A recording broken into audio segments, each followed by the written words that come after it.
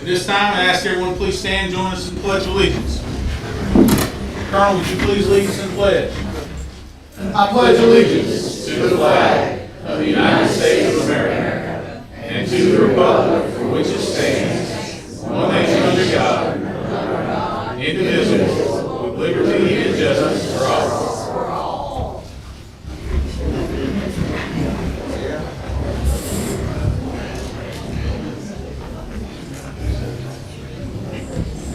And at this point, we will now do a moment of silence. Please join us in a moment of silence.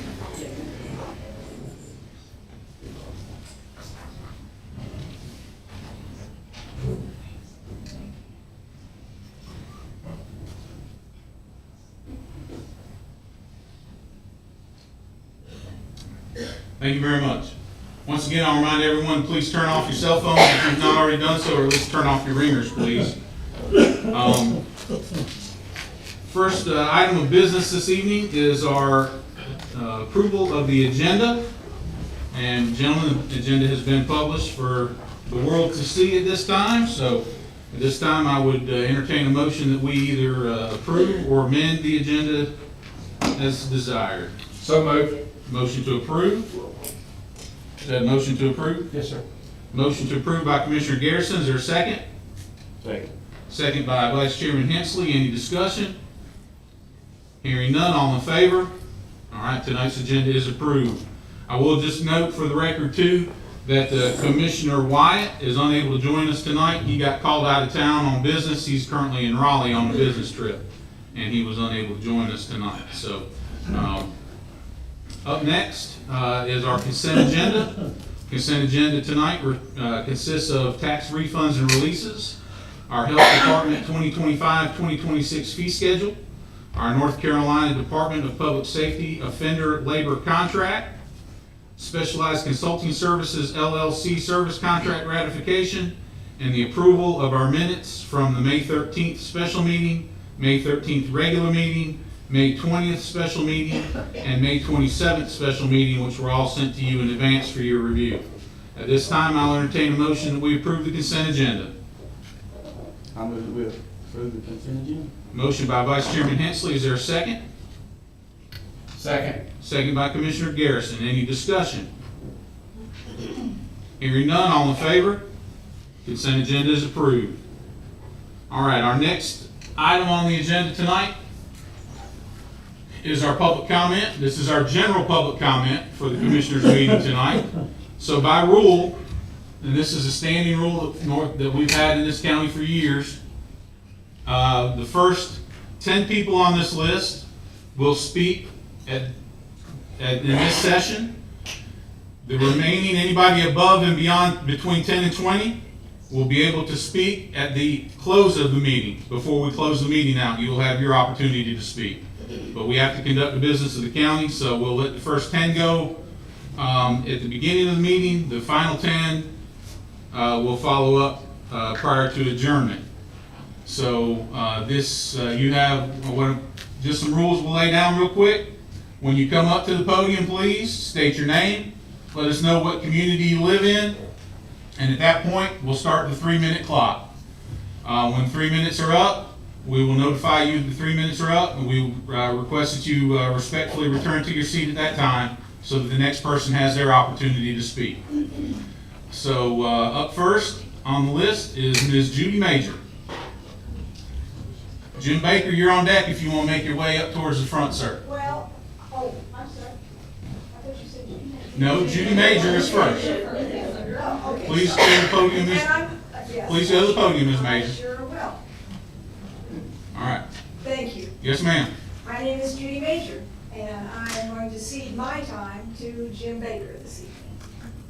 Okay. It doesn't give them 6 minutes. I just want you to understand that.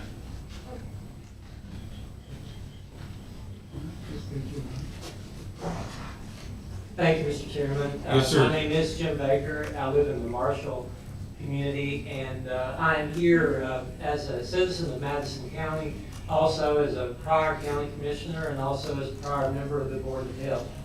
I do want to speak to you about the Board of Health situation, and I do ask you to give it great consideration. I make no hesitation in telling you that I'm profoundly against the proposal to do away with the Board of Health as it currently exists and make an advisory board with the commissioners having the power of the Board of Health. There are several reasons, both practical and political, that I think it is a mistake. The practical reasons I think are fairly obvious. The political reasons are not really as important as the practical reasons, but are still something that you all should carefully consider. First of all, as a practical reason, you're going to lose the experienced health advisors that currently make up the current Board of Health. Physician, dentist, veterinarian, nurse, pharmacist, engineer, county commissioner, 4 citizens make up our board. If you do away with our board as it currently exists, then you 5 members will be taking over the authority of the Board of Health. None of you, no, it's self-attended, having the background in Board of Health that most of these members do. You will have an advisory board. I know that's required by law, but it's going to be difficult to even find members to serve on an advisory board. Do you think that people who are on the Board of Health now are going to be willing to be demoted to an advisory board? I would say that most are not, and you're going to have trouble finding replacements, since there are some medical positions in our county that we only have 1. If they did not wish to serve, then we're going to have vacancies on an advisory board. The second practical matter is the new duties and the time that's required by the commissioners. The Board of Health is required to have at least bi-monthly meetings, and those meetings will last anywhere from an hour and a half to 3 hours. I don't think that you all have the time with the issues that you have now to take over the duties and responsibilities of the Board of Health. The Board of Health is already aware of problems based on their working in the health program. You all, again, no offense intended or not, you're going to have to rely on a report from someone, a summary from someone, perhaps the county manager, and I don't mean any insult to the county manager, but you're not going to get the experience that the Board of Health currently has and is able to do when they have decisions. It takes them 1.5 to 3 hours to make decisions. You can imagine how much it's going to take you all. And now the political problems. This is a controversial topic. It's a very controversial topic. As you can see from tonight, could I ask people just to raise their hands if you're here because of the Board of Health situation? You can tell then how much of a controversy this is. Next year is an election issue, election year. This is going to be a major issue on the election. If 3 of you who are up for re-election are going to run for re-election next year, I can guarantee you, and I don't mean this as a threat or anything, but I can guarantee you will have primary opposition and you will also have opposition in the fall. Thank you, It's Judge. absolutely not necessary. Thank you, Judge. What? Time's up, Judge. Thank you. All right. Thank you, Judge. Thank you very much. Thank you, Judge.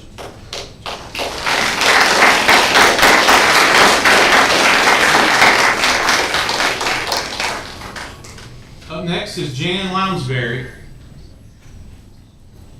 And Dr. Dowler, you're up on deck.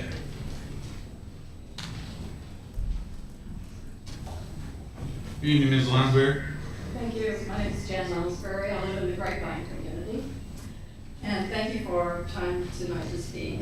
I've been informed you're considering changing the local Board of Health to an advisory board in order to control board actions and the hiring and firing of the health director. The local Board of Health has responsibility to protect and promote the public health by adopting rules and policies that do so. The power and duty is defined by the North Carolina General Statutes. General Statute 138-35 names the Board of Health members, as Mr. Baker just said. You have 3 public citizens, 1 county commissioner, 1 physician, 1 dentist, 1 RN, 1 pharmacist, 1 veterinarian, 1 engineer, and 1 optometrist. And all members of the Board of Health reside in Madison County. Health department programs are dedicated to the purpose of disease prevention and health promotion for all county residents.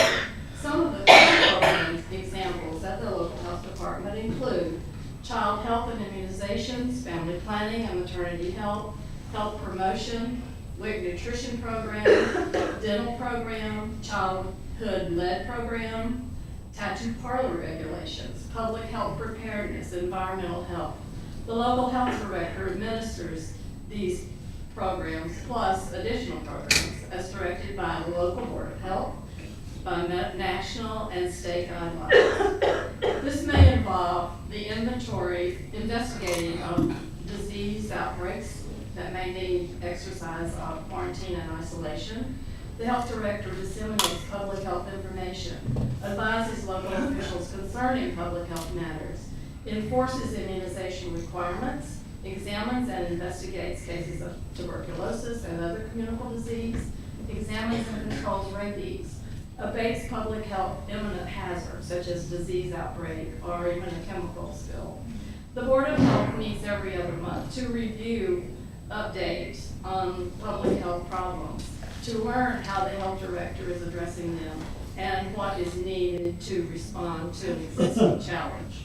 Recently, I asked Mr. Garrison, Mr. Briggs, and Mr. Hensley why they wanted to make this change. I was told the county commissioners received at least 100 calls complaining of about one program, the environmental health program, and they were concerned about resulting liability issues.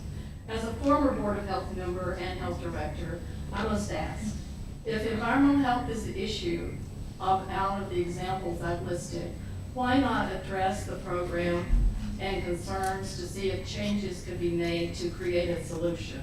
Why change a local Board of Health that has worked well for the past 50 years and has the goal every day of keeping Madison County residents healthy and safe? Thank you, Ms. Lonsdale.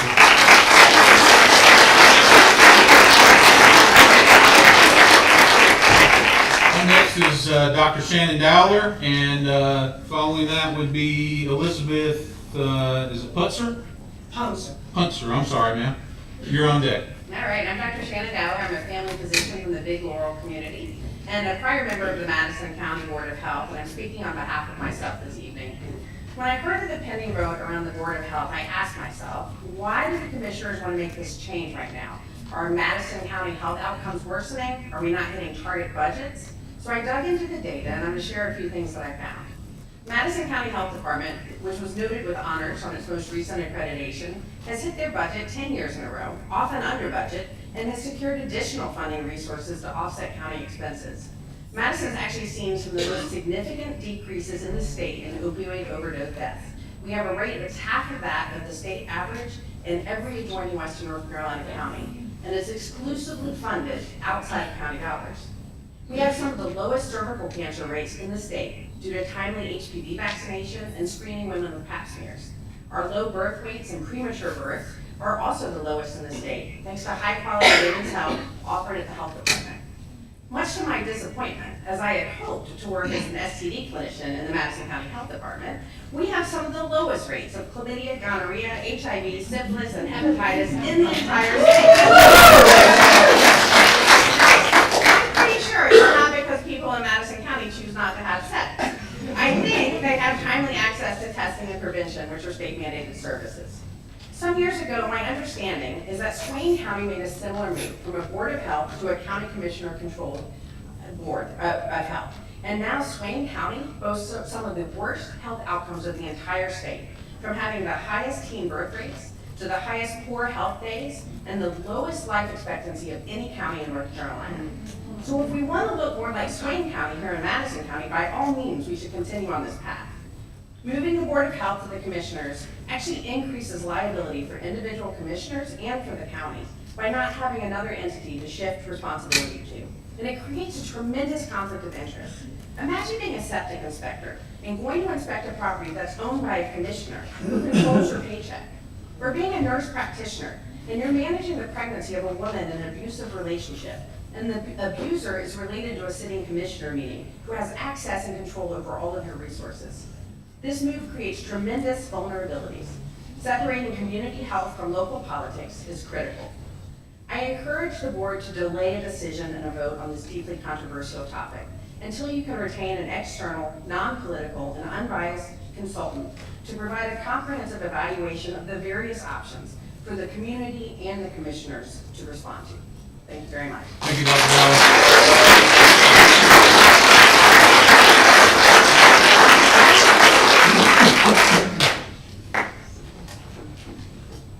Dr. Punzer? My name is Elizabeth Ponser, and I own a small farmstead near Bend of Ivy in Madison County. I'm also a veterinarian currently practicing in Lawrence Hill after my office in downtown Marshall was destroyed by the flood. When I took my oath as a veterinarian, I swore to use my scientific knowledge and skill for the benefit of society through, includes, the promotion of public health. As a veterinarian, I have also been tasked and trained by the state and federal governments in the identification and control of zoologic diseases. These include rabies, brucellosis, and tuberculosis. We veterinarians work in cooperation with the health department to make sure physicians have the most up-to-date knowledge on the treatment of exposure to rabies. Rabies is a 100% fatal disease of mammals. It is found worldwide, and bats and raccoons are regional reservoirs. The virus travels rapidly up neurons to the brain, so prophylaxis must begin as soon as possible after exposure. Rabies is transmitted in the saliva of affected animals, so a rabid stray kitten may expose children and their friends. In large animals, it can resemble choke or difficulty swallowing. Many individuals can be exposed before the disease is suspected and identified by a veterinarian. When we veterinarians suspect rabies exposure, we rely on the health department to identify all individuals who get exposed and to direct treatment. Our current health department, under the guidance of Tammy Cody and the current board of directors, does an exemplary job of keeping our citizens safe and alive after exposure to veterinary, zoologic, and animal communicable diseases. I do not see the need to restructure the governance of the health department for fiscal reasons that could affect the lives of our citizens. 14 positions in our county employment were recently dissolved or left unfilled. I would ask if that loss would expand to the persons employed by the Board of Health. Will we lose more positions that are vital to the effective operation of the health department and its myriad diseases, its myriad duties and responsibilities to the citizens of Madison County?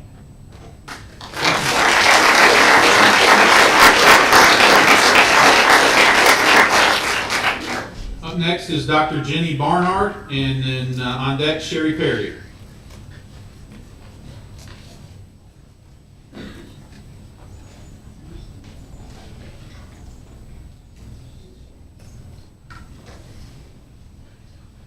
Good evening, Commissioners. I hope you all are well. My name is Jenny Barnhart. I've lived in Marshall for 33 years, and I'm a family physician. And the main thing I want to underscore is to ask you all not to make our health department a partisan endeavor. And I'm asking you all to keep the Board of Health intact with its current duties and current responsibilities that it has and has had the last 15 years. Thank you. Thank you.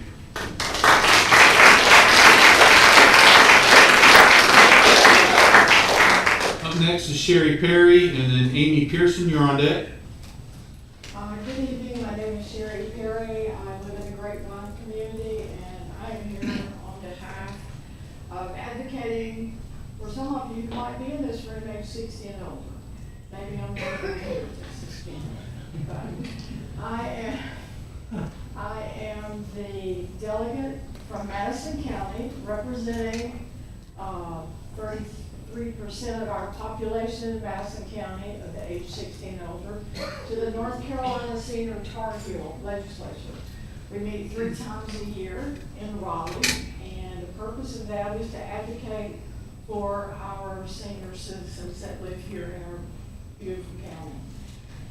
The month of May was celebrated nationally and has been since 1963, Older American Month. During that month, we were able to go to all 8 of our senior living sites. Maybe you're not aware of all of those sites, but I'd like to tell you where they are.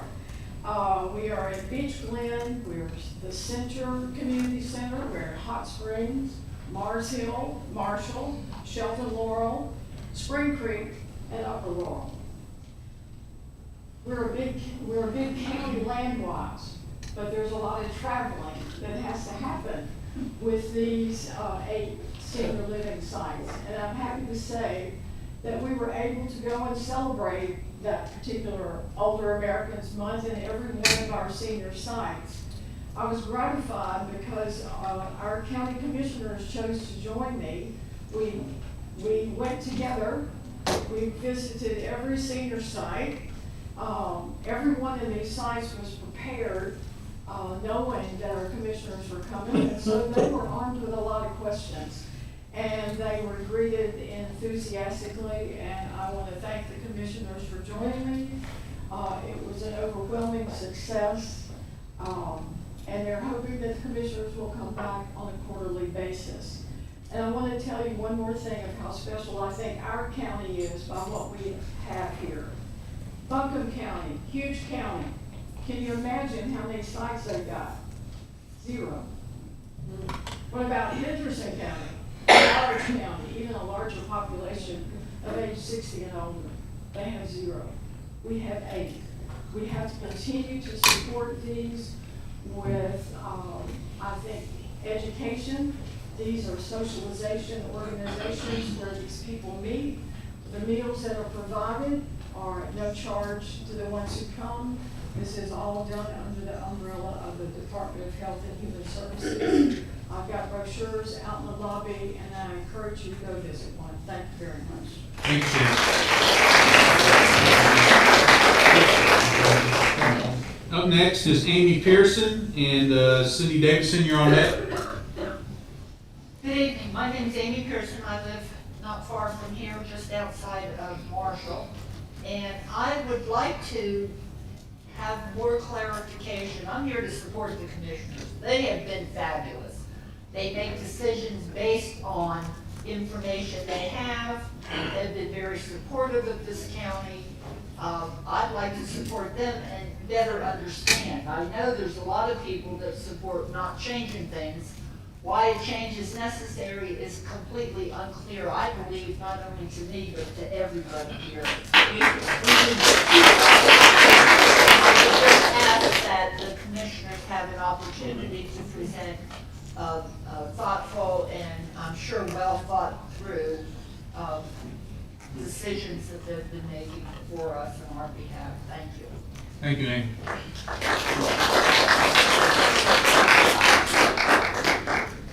Up next is Cindy Davison, and then on deck is going to be, I think, Tricia Shapiro, is it? Yes. All right. My name is Cindy Davison. I'm from Big Laurel, and my phone is almost dead, so I'm going to have to talk real fast. I appreciate the conversations that we had out in the lobby. I did talk to a lot of y'all, and I do appreciate that. I feel like as a county that we can unite together in supporting our commissioners. They've got a big job to do, and like Amy said, I feel like they've done a really, really good job. I've come to them several times with personal things, and friends of mine also have done the same. And they give everybody equal time, and I feel like that they really care about the decisions that they make for the county. Now, I know you all are not appointed, you all are elected, and I feel comfortable you all taking over the health department. We voted you in, and you oversee, I've done a little bit of work, investigation work. You all oversee everything except DSS, the health department, the school. Well, the school and the sheriff is the budget. You all do oversee the budget. I might be getting this wrong, but that's what I've come up with, and so you all already are overseeing the county, and you've done a good job. So you have my total support. Thank you. Thank you. Up next is Tricia Shapiro, and then our final person on deck for the first half here is going to be Dr. Suzanne Sheldon. Good evening. I'm Tricia Shapiro. I'm a county resident and voter.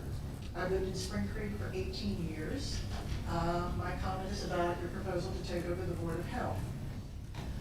Over the past several years, our county's Board of Health has done a fine job navigating the crises of COVID and Helene and meeting other public health needs. You're proposing to fix something that isn't broken.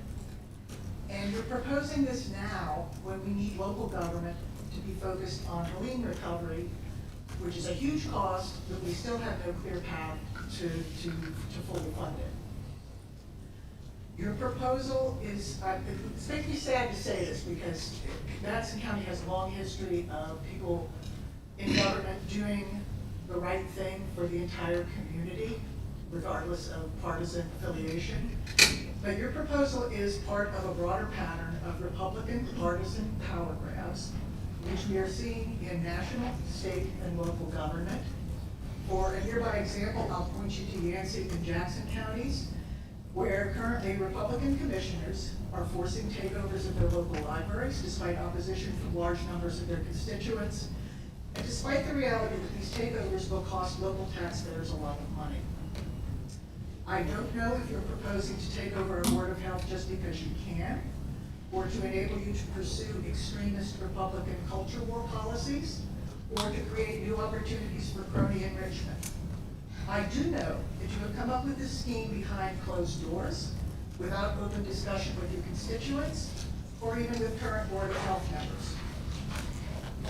I've come to this meeting fully expecting that, as we've seen in other counties where these partisan power grabs are happening, the vast majority of comments you will get will be against this proposal. I've also come expecting that you will refuse to answer questions, and then you'll enact the change you've already decided on, regardless of what you hear here today. I hope you will prove me wrong about that, though, and here's how you can. We should be having a full and public discussion about this proposal that includes you commissioners, us constituents, and Board of Health members. That public discussion should cover the costs, pros, cons, and future consequences of your proposed takeover.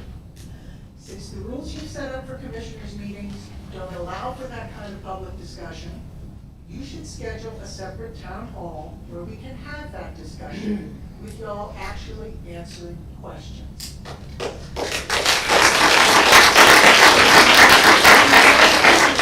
If you don't believe that your proposed takeover would stand the light of day and come out of a public discussion like that with the approval of your constituents, then you should withdraw your proposal. You should do that immediately, tonight, now. Thank you.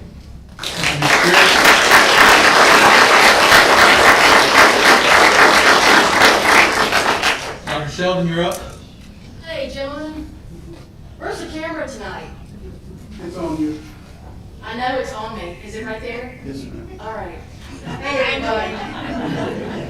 Okay, so first of all, when Mr. Laws made a statement at the May 13th meeting that the majority of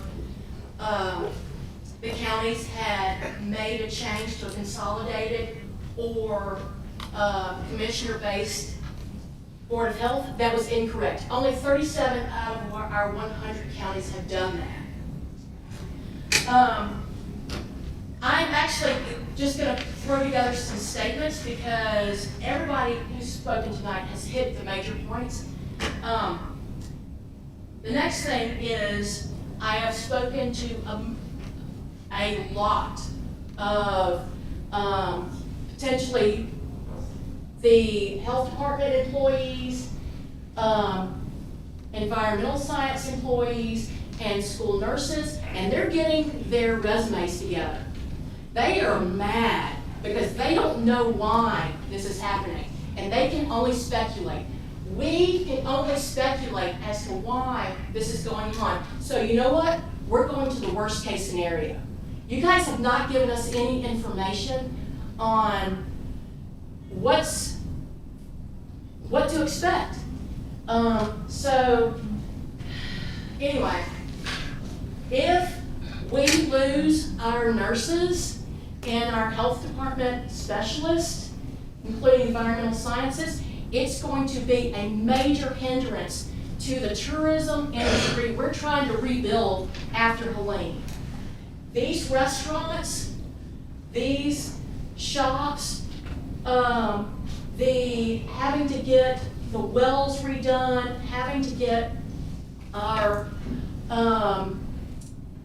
restaurants re-inspected. I know I'm rambling, but if we don't have people to do that, it's not going to be this fall when we're ready to go. It's going to be a year or more from now. All right. Last thing I'm probably going to have time for is at the end of the May 13th meeting, you guys also mentioned bringing in Department of Social Services and the Sheriff's Office into a potential seizure or takeover of their boards. That I find to be the big burr that's in my britches, is that if we're gonna have a change in the structure of government, how far is this gonna roll? And this is not something that I think that most people are comfortable with, is just that it's gonna be a Board of Health issue, but it may roll over into more and more. And this is not a partisan issue. I speak to all kinds of folks, and there are a lot of folks that are mad and want to have you guys hold off. Thank you. Thank you, Dr. Kelly.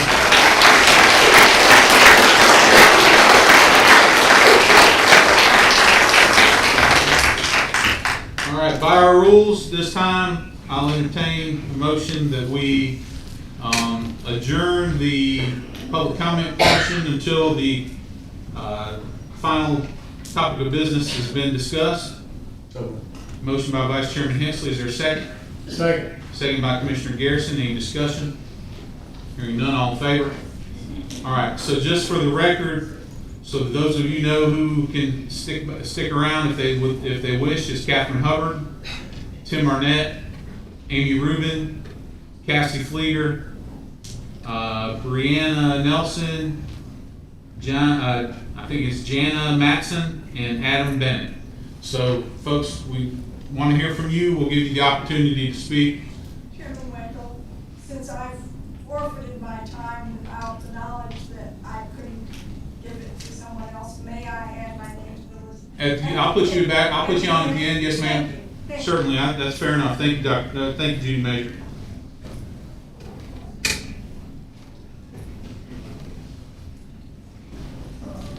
All right. So we will continue on deck for the rest of our meeting here.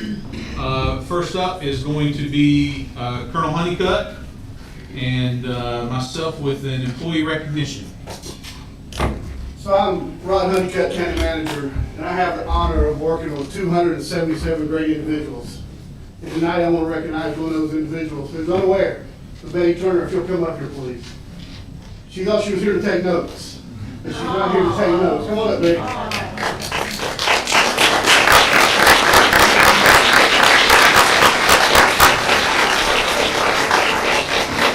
So day-to-day, Betty worked in the tax office, and we had a change of personnel in our transportation department. So I started canvassing the county, who will be the person to come in and backfill and give us help. And then in front of Betty Turner. I said, Betty, I need your help. She comes in, she picks up the phone, and you can't make this up, day one. Yeah, this is Betty with the transportation department. Oh, you're back. She knew everybody's name. It was like having an old folks conversation. She steps right in. And Betty, I'm gonna tell you, certificate of appreciation is awarded to Betty Turner in recognition for exemplary service and dedication to Madison County, June 16, 2025. Betty, we sincerely appreciate your willingness and dedication to Madison County. This Friday in your payroll check, you will receive a monetary recognition. Thank you.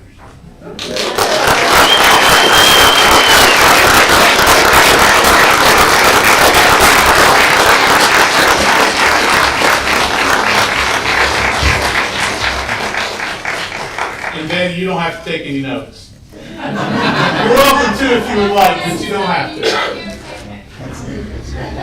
Yeah. You would like to, or you can if you would like to, but you're no longer required to. Thank you. All right, up next is our public hearing for our budget ordinance. And we have an official presentation of the county budget by County Manager Colonel Rod Honeycutt. We've got the screen over here. For those of you that might not be able to see that one, we've got this one, but unfortunately it's probably a little bit further away from most of you. So, Chairman Weckham, Vice Chairman Hensley, Commissioners, tonight I have the opportunity to present the 25-26 budget. Just want to go over 5 slides up front, and we'll go deeper into any areas you wish to work into as we move forward. So James, if you go forward 2 slides, please. Gentlemen, this will be the 6th meeting we've had on the budget. Had 6 meetings with commissioners and 3 meetings with county employees only.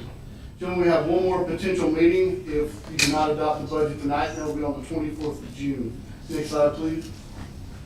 Give a couple facts and assumptions that the staff used to recommend this budget.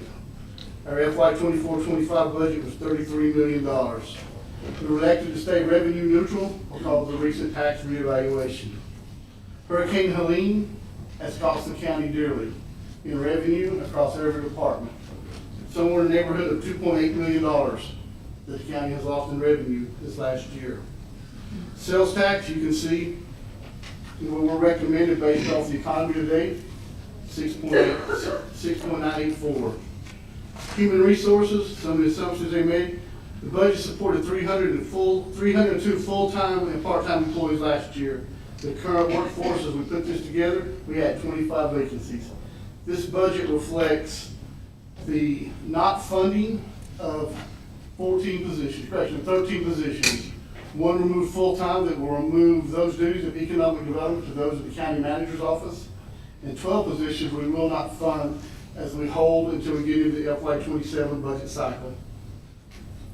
This budget has no tax increase. It remains at 0.0036. The recommended budget, Jim, you go slide one more. The recommended budget is $33,842,000 at 0.0036. Each mill rate would have cost $400,000. Each pay raise would have been $168,000 across the county. Each percentage of pay Each raise. percentage of pay raise would cost that. This budget reflects somewhere between 3% and 10% pay raise for every employee. Tammy and the health department came up with a great plan for closing the gap with us having Advent Hospital coming up. We know that we're going to have to pay our medical personnel more. Tammy did the same thing. The sheriff's department did the same thing. In this, I pulled county maintenance of all our buildings, training and travel to my level. Not because I wanted to control it, but I want to have a mechanism in place to make sure we save money. It'll go through the HR department and into finance to make sure we got the coffers to support any training and travel. We made the assumption that you would support the 1 full-time position deletion plus 12 full-time positions not funded. We will pull forward $400,000, as you can see in the bottom right-hand corner, of a fund balance. But we're not able to raise taxes by leveraging this. We're doing this because we know that right now we have a $970,000 check inbound from FEMA that we used out of our county funds to make up that shortfall. Jim, before one more.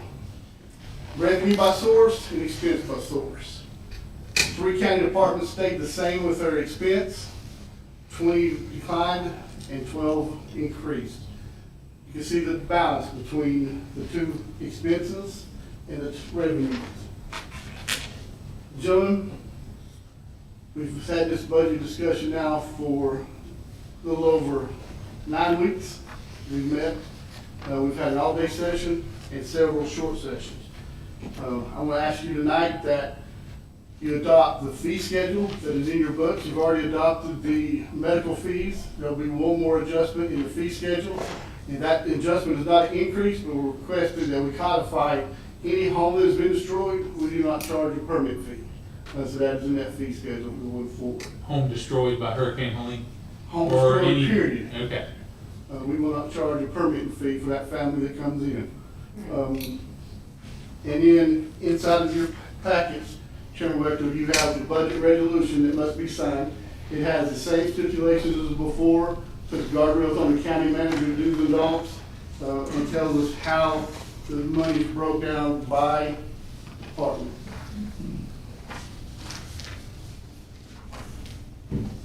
Jim, will serve your questions. I'm going to stop there before we get into further details by department if you wish to have. In the public, you will have comments next because of the public hearings. Stand by. Anybody have any questions for the colonel? We've all been through this multiple times already, but any questions? No? There's the time is enough, I guess. All right. I do want to thank all our department heads. I have asked them multiple times Sometimes pleasant, sometimes not pleasant. Go back and come back, and cut the budget more. And I can tell you that your department heads in this county have done great work in a time where our adjoining counties are raising taxes, and we're not. You can thank your department heads, your county commissioners for that. Also got to thank the finance director, Kerry Ledford, for putting up with my shenanigans as we go through these numbers. There's a whole lot of numbers we went through over the past, what's it, like 17,000 lines. We've stepped in one of those lines more occasions. Gentlemen, I'll stop there, so your questions. Questions? Anybody? All right. Good. So this time, this is where we would open up for public comment. However, no one signed up for public comment pertaining specifically to the budget. But pursuant to our rules that we have for a special public comment such as this, our rules do allow that if there is anyone that is here with us present tonight that would like to comment specifically pertaining to the budget, they have the ability to do so. If you'll signify by raising your hand or move forward to the podium. Sir, come on up. Please state your name and community that you live in, and you've got 3 minutes just like everybody else. Good evening. I'm Danny White. I live in the Stackhouse community. I have a question. Mr. Honeycutt, did the education portion of the budget go down this year compared to last year? So this isn't a question and answer session, but I will let the county manager make a decision as to whether he wants to answer that question or not. So I will be transparent and answer this question. So last year, somebody from the school board is not here, I don't have a tournament. It was $4.6 million. This year it's $4.7 million. So there's about $100,000 increase over last year going into the college. A 2.2% increase to the school board. Would you answer another question? Did they ask for more money than that? So they did. They asked for $5.4 million.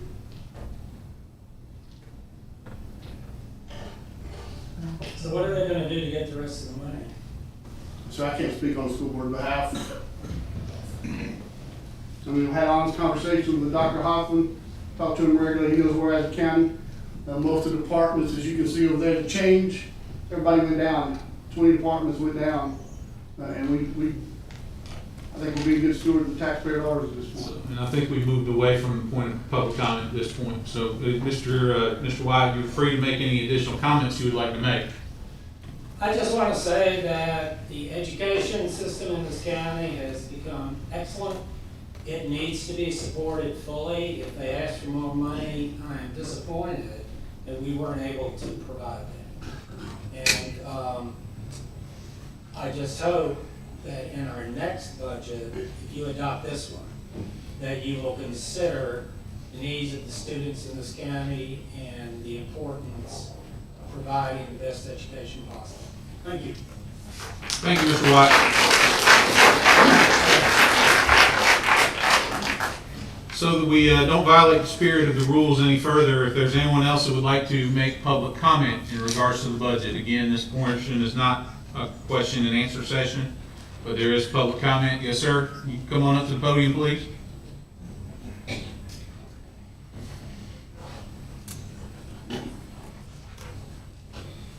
Please state your name and your community, please.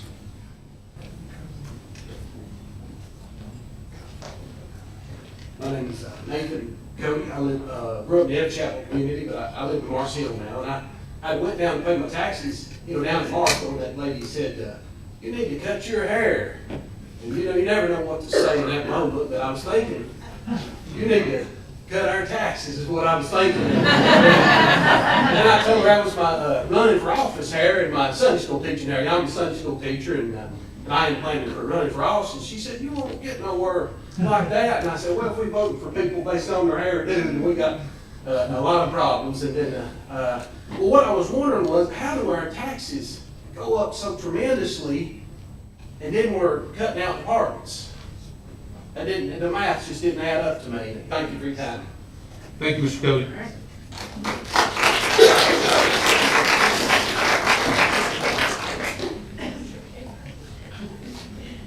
Anyone else who would like to speak public comment pertaining to the budget? Seeing none, at this time I'll entertain a motion that we close public comment. Motion by Vice Chairman Hensley, second by Commissioner Briggs. Any discussion? Hearing none, all in favor? So at this point now is board discussion time. Colonel, like we've mentioned previously, we've all met on this topic multiple times here going forward, but at this time we'd like to, is there any additional things you would like to address in regards to any comments that were made, Colonel? Yes, sir. Anybody have any questions for the Colonel in regards to tonight's budget presentation? I will add that a copy of these slides along with the budget ordinance are posted on the county webpage. You can go pull them down and check them out.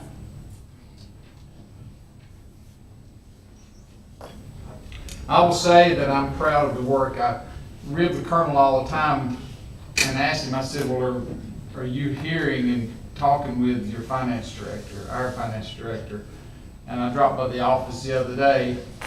Correct me if I'm wrong, he's on his knees at the finance director's desk with a notepad, and they're working numbers and feverishly working numbers and passing information back and forth to make sure that we as commissioners are given the absolute most up-to-date, best options for running this county while balancing a very difficult budget, a budget that puts us, as of last year, having the 6th lowest tax rate in the state, a budget where our employees got a raise, but it came at a cost to some other things. And it was imperative when we live in a society, everybody here knows what eggs and milk and butter and gas cost, and they know the expense of health insurance, and to be able to maintain all of that to where our employees have those benefits, but it doesn't come at an undue or overburdensome taxation to the community, that's a really hard balance. And I shared with our finance director the other day that if a budget's easy, it's probably because you're not being good stewards of the money you're given. And I've been through several of these. Colonel, this is the best one we've had so far. You have led us very well through this, and you're getting better at what our expectations are. And Kerry, you've done a great job of mentoring him in that. So yeah, I'm very proud. A 1% budget increase in a time where anybody can ask how much your expense went up in your house, and I'm sure that it would be more than 1%. I can also say that, yeah, my taxes went up last year too, and we struggled with it because we realized every time we spend a dime of your money, that it impacts not just us, because it impacts every person that works for us. It impacts the people, Sherry, that when we go to these community meetings who are living on very, very tough fixed incomes.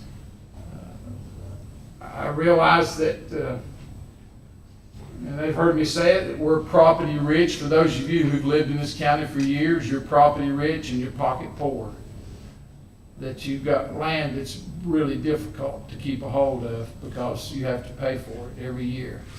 And we see that, and we hear it, and so it makes it's a difficult balance to provide the services at the level that our community has grown to expect, such as having senior citizen meal sites and the health department and the DSS and law enforcement, and to be able to have a convenience center where you dispose of your trash in your community.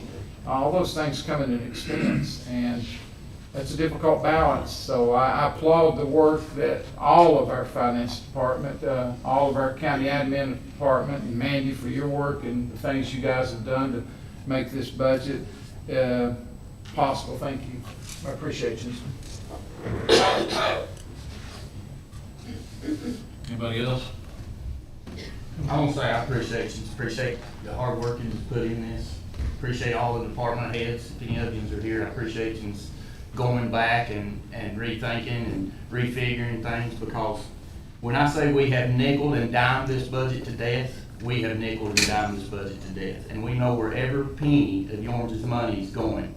And we are tasked with being good stewards of taxpayers' money, and I feel that we have done a really good job, and our finance director and Colonel and everybody involved has really done a good job of this, and I appreciate every one of them, because these guys makes our life easier. They do a really good job. We can task them with something, and they'll do it, and I appreciate it. Mr. Reeves, do you want to say something, sir? Yeah, I certainly appreciate what you've done, each person that has a part in it. We've had a rough year. I mean, you people out there can see this. And when we can keep this budget without raising your taxes, you ought to be clapping for us. You know, Buncombe County, and they've raised their taxes. But we've tried to keep the taxes as low as we can, because we know how hard it is. And we've met, 9 times, 10, a dozen, whatever, to try to do this. And thanks to this staff, they've made this possible. And I appreciate everything they've done. And I think, as you citizens here tonight, I think you need to think about what we've tried to do for you. I mean, we've spent time and effort, and that's just a small part of it. But we haven't raised your taxes, and I'm proud to say that. Thank you.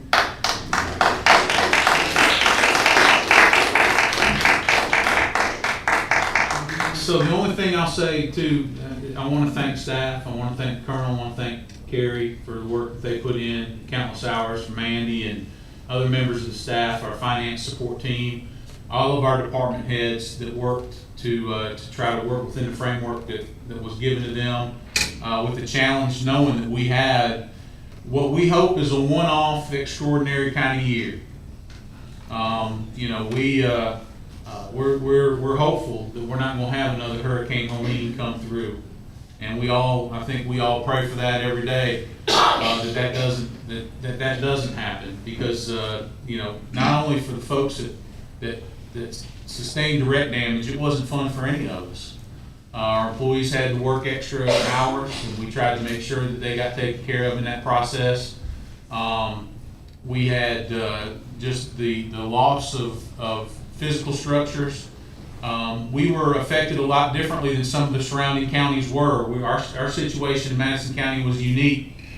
You know, you've got Yancey County and other counties like that lost thousands of homes as a result of the incident. We only lost a little over 100 homes.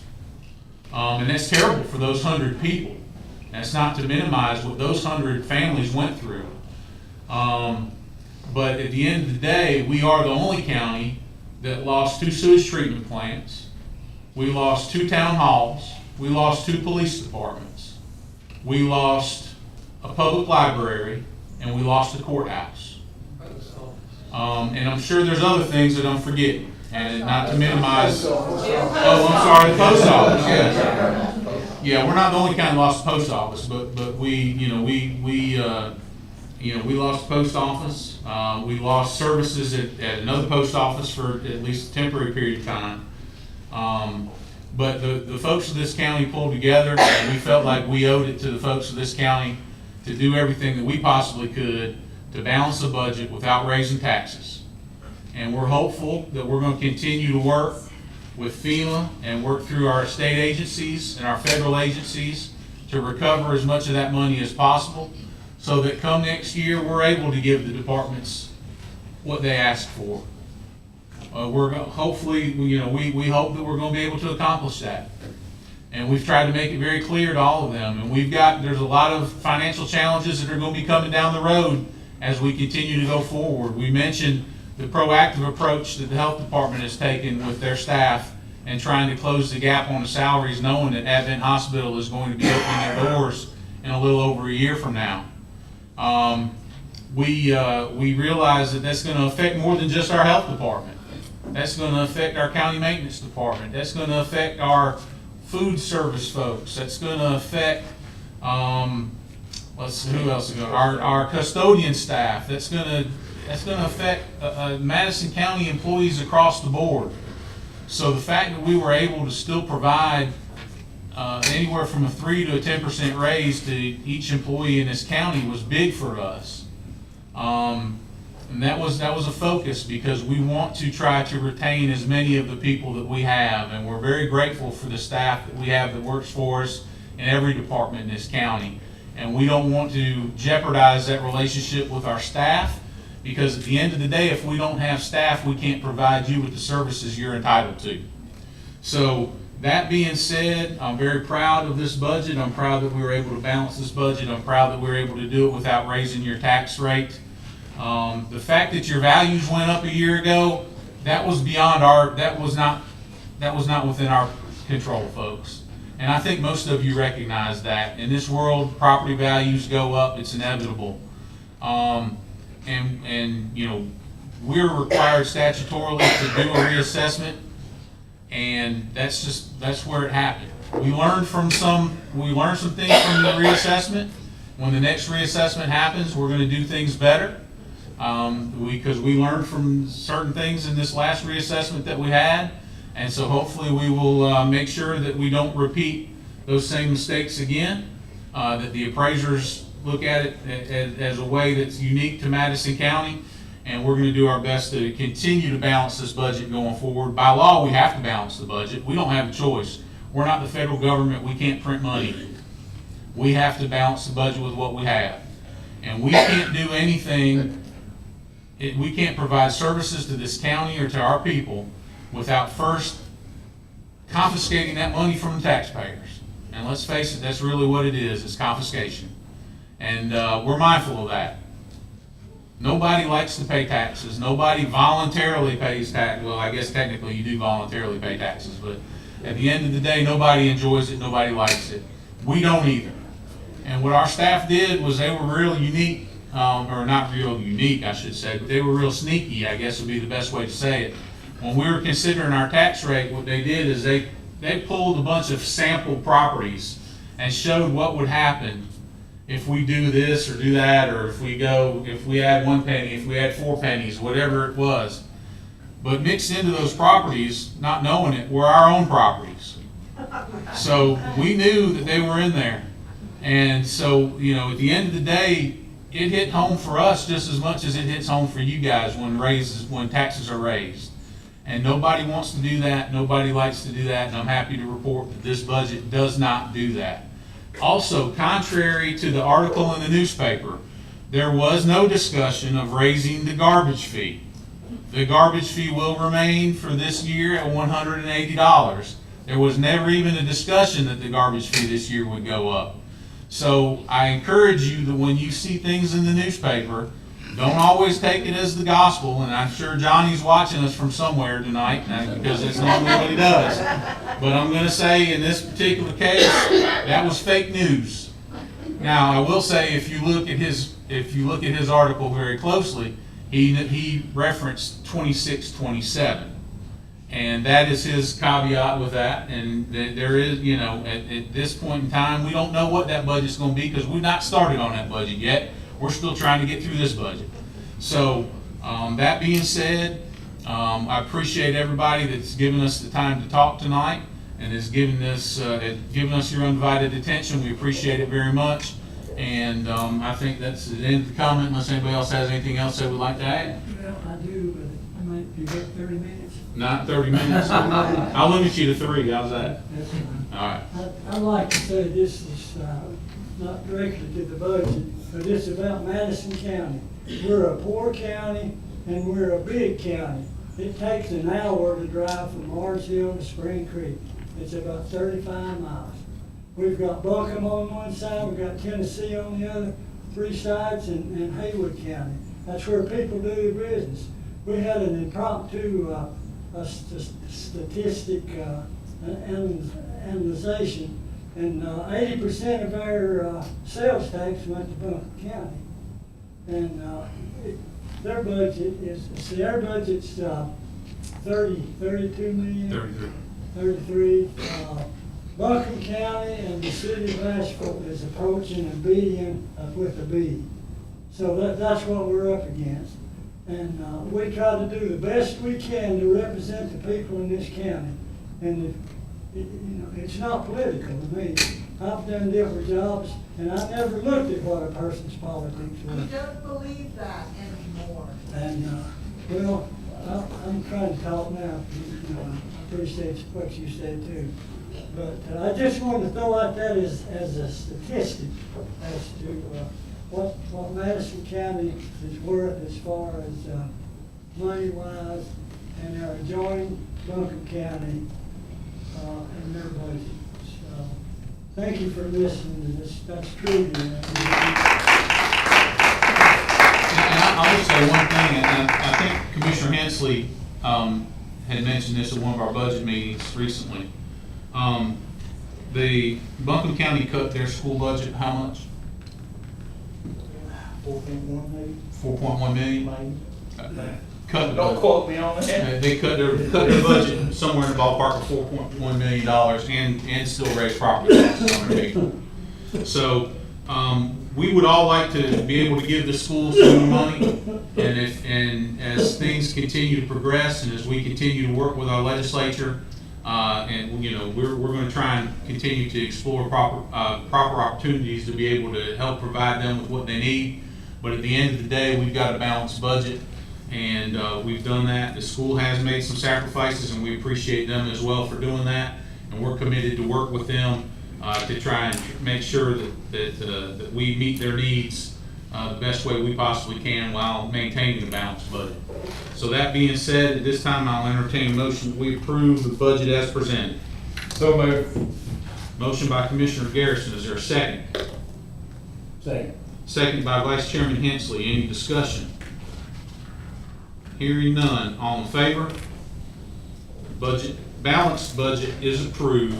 No tax rate increase and no trash fee increase for the record. Thank you.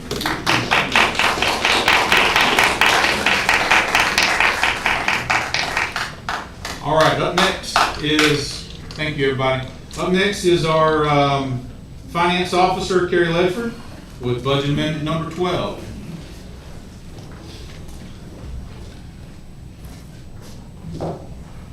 Good evening, gentlemen.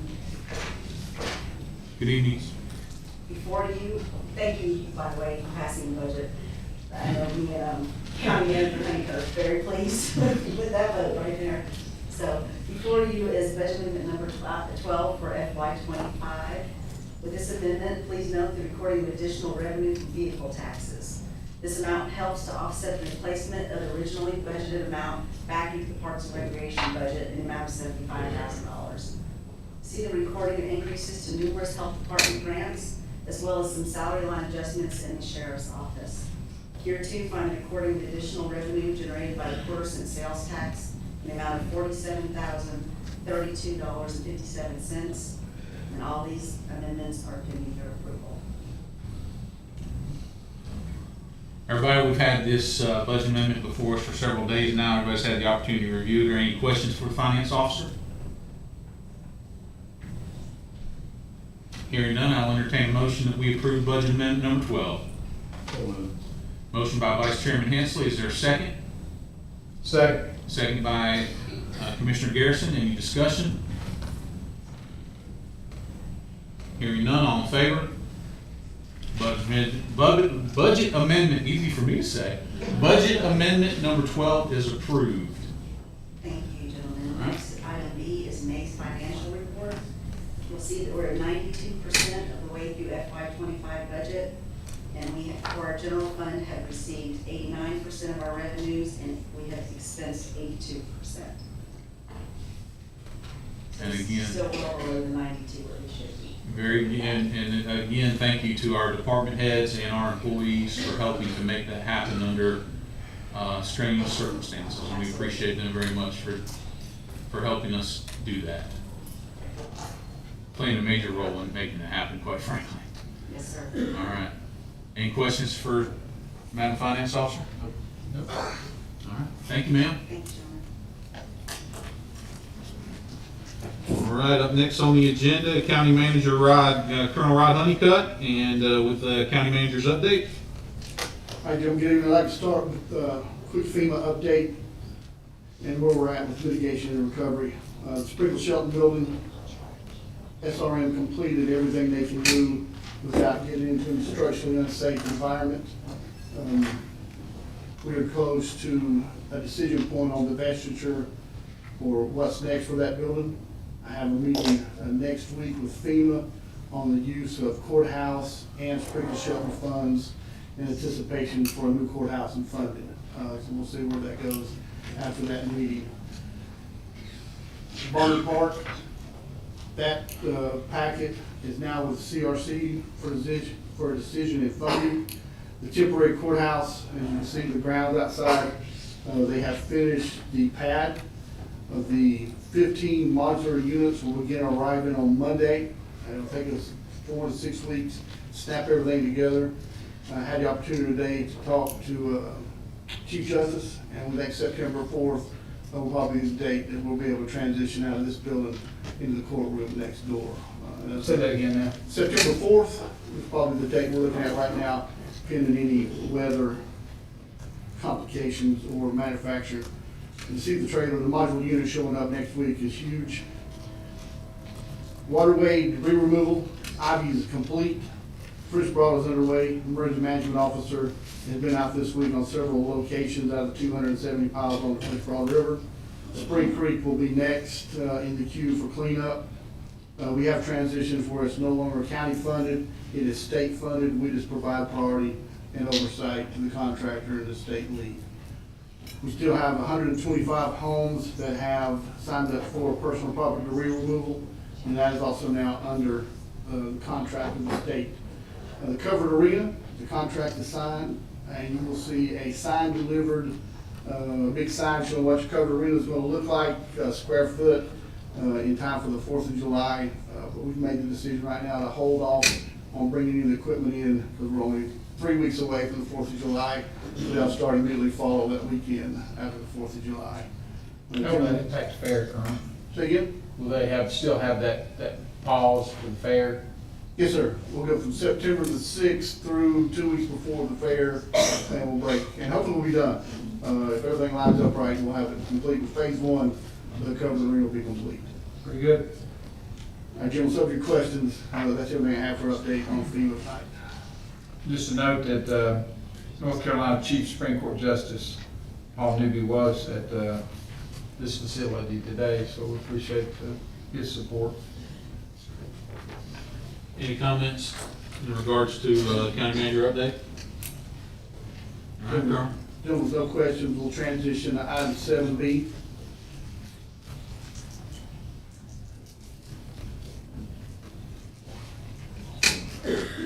North Carolina Department of Commerce Building Reuse Grant Agreement. Yes, sir. Gentlemen, this is a contract or an agreement between the Department of Commerce and the county, as we have been successful in having a biogas ABS company come to Hot Springs and establish a new work site, creating 16 jobs initially, moving to 20 jobs, about $48,000 a year for each one of those jobs. They will receive funds towards building reuse that's from the state commerce. It does have a county match with it, and they do have reporting mechanisms in place. It's at 172 Andrews, South Avenue in Hot Springs, a 95,000 square foot building that the team will move into. And once we sign this, it is based on receipts. They will start being refunded. Gentlemen, you have that packet. That's the highlights that you've been able to review. And Chairman, this does take your signature with the board's approval on page 3. And for the record, that is the old Madison manufacturing or the Peerless Blowers plant that is going to be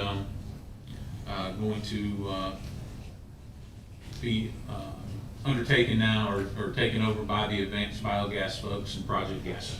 Advanced Biogas is a company that pulls methane out of landfills across the United States. It's a pretty big deal get that company to come in and create an economic driver.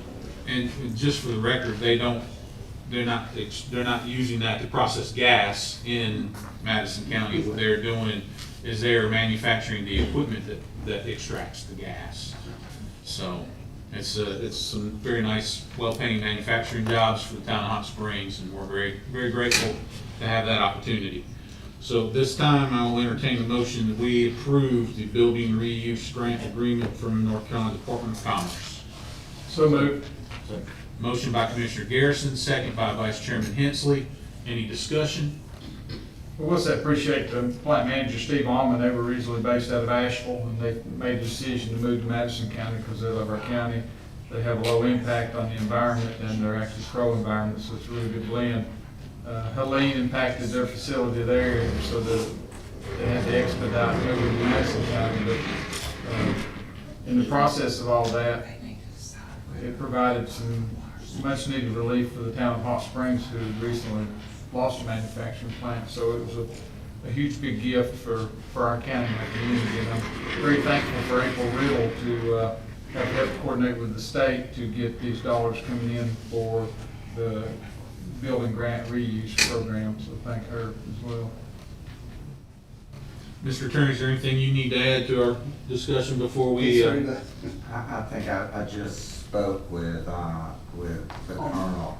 There is an additional provision in that grant for you to make a determination as to whether or not you want to have the applicant secure the grant with a lien on their property there in Hot Springs. That would be on the first page of the document. The Department of Commerce does recommend that you do that it is your choice. In past grants, this was not a provision. This is fairly new provision that they have recommended in these grants. Note that this is not a grant that is directly from the Department of Commerce to this company. This is a grant that is made to you, and then you will be passing it through to this company in the event that they do not meet their job requirements. Then you will be obligated to pay the grant back to the Department of Commerce. You do have a separate agreement that you will enter into with the applicant, which will require them to then reimburse you for that grant. The security agreement is in the form of a deed of trust, just like you would borrow money from a bank on a loan, so that their obligation to repay you would be secured by their property. You would probably need to have a conversation with the applicant, but that is an election that you do need to make in the application process. Donnie, why is it that we don't hold that expenditure of grant money until they've satisfied the obligation for that particular benchmark? That's just the way it's one, that they give the money to the company so that they will have the money to do it. Then they hire the employees and start work. So it's much like an incentive agreement where we give those directly to companies in an economic incentive agreement. And that's what the agreement is. We will give you money. You will go in and open your business. You will then hire these folks, and the Department of Commerce will require us to monitor this company, and note in the agreement, we have to do reports, I believe, on the January the 15th and June the 15th of each year. So we will have to make sure through our HR department that we have somebody in the county who is monitoring this. So.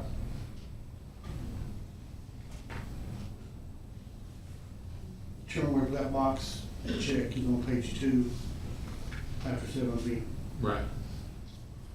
Do we need to,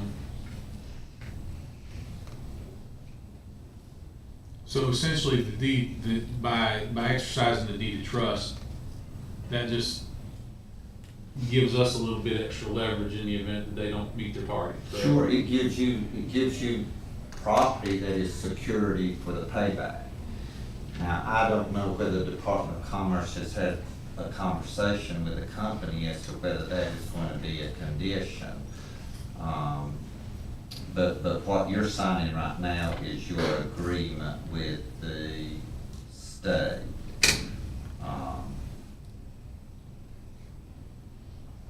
So, in the advice of the attorney then, should we postpone the actual vote on the grant acceptance to work out the deed of trust issue with the company first? Or can we do both at the same time tonight? What would be your recommendation? Do we know if a conversation has been had with the company? Are they aware of? We've had the conversation, but I do not know the answer. We've had 2 video teleconferences over the amount of employees, salary, timeline, but I do not recall a specific discussion over the. I think you can approve it because it would not be funded until the company signs off on it. Okay. So if you approve it, and then the company signs off on it, you're fine. If the company doesn't sign off on it, then you don't have a grant. If the company then decides that it doesn't want to grant the collateral and they give you reason for that, then you can come back and consider modifying the application to remove that condition. Now, you've worked with this attorney, so, I mean, you met with him personally. Is this a conversation, rather than just fielding it through our county manager's office, maybe you should be involved in that as well? I mean, I don't mind calling, when we first dealt with it. I've had some communication with this company before on some transactions, and they're very competent, and they return calls back, so I certainly don't mind working with the colonel and making that conversation, reaching out.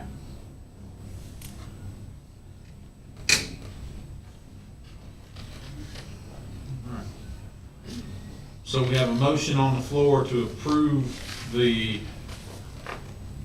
grant agreement. We have a second for that motion. Is there any additional discussion?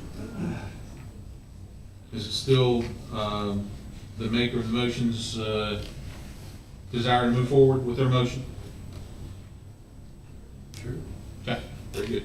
I just want to make sure you didn't. I mean, I don't like it. I don't have to like all of it. Understood. All right, so we have a motion and a second. Any discussion? Hearing none, all in favor of approving the building reuse grant?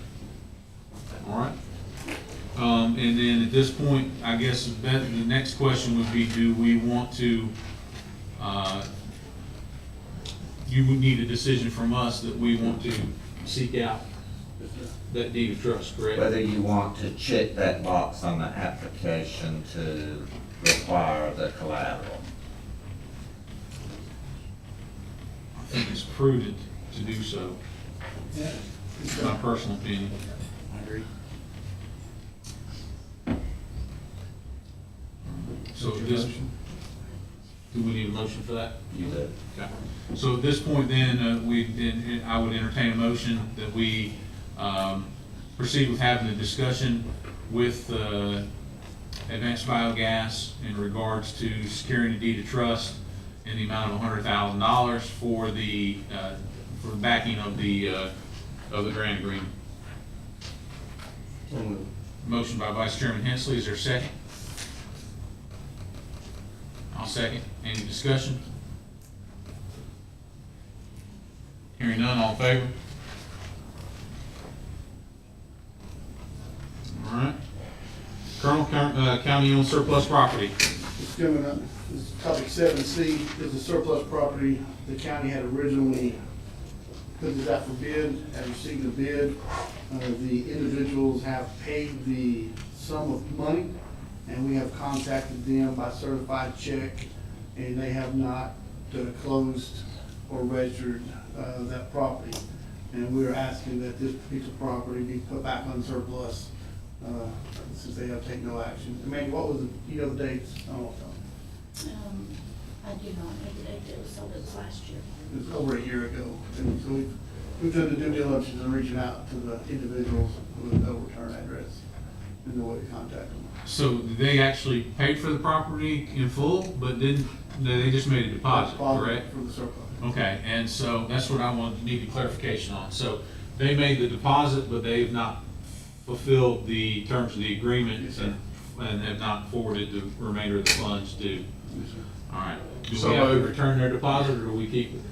And you could take up the position that they're in default, and they'll inform them if it won't be keeping their deposit. It was a very small purchase price and a very small deposit. Madam Clerk, do you recall what the numbers were? I'm sorry, I did not recall. I think It was very that small. the deposit, I believe, was less than $100. Well, in that case, Trying to do it like that. Makes the decision a little easier. yeah. So, at this point, I would entertain we have a motion? We made a motion to return it to surplus property and re-advertise it? Correct. So that is a motion by Commissioner Garrison. Did you say you seconded it? So Vice Chairman Hensley seconded that motion. Is there discussion? Hearing none, all in favor? All right. We'll return that to the surplus property ranks and let somebody else bid on it. Making the last item for County Manager's Part tonight is 7D, that's County Board appointments and vacancies. We have 7 vacancies to discuss tonight. And Chairman, I'll turn it over to you to drive the train on this one. That's all right. Let me get it in front of you here. First was the easy one, I think. AB Tech Board of Trustees, want to use Michael Garrison for 4 years. I've got it. AB Tech recommends the same one. Can't hear you. So we have one first board vacancy this evening is the AB Tech Board of Trustees. That seat is currently up for reappointment for Commissioner Michael Garrison. And this time I'll entertain a motion that we reappoint Michael Garrison. I'll move that we reappoint Michael Garrison to the AB Tax Trustees Board. Motion by Vice Chairman Hensley. Is there a second? Second. Second by Commissioner Briggs. Any discussion? Hearing none, all in favor? All right. Up next is open seat for citizen on Board of Health. This time I entertain a motion that we fill that position. I'm going to nominate Dwight Smathers for this position. So we have a motion from Commissioner Briggs. Is there a second? I'll second that. Second by Vice Chairman Hensley. Any discussion? Hearing none, all in favor? All right. Up next is position on the Economic Development Board for a 3-year term.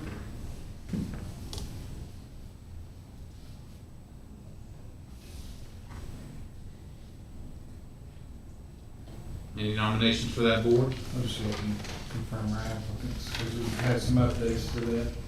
Give me just a minute.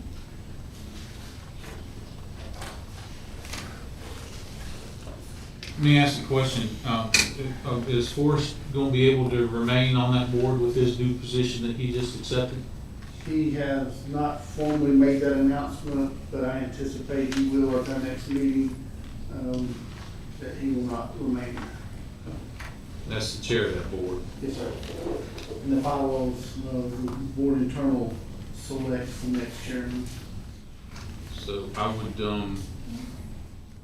I would suggest that we maybe table that position until we have that situation resolved. Agreed.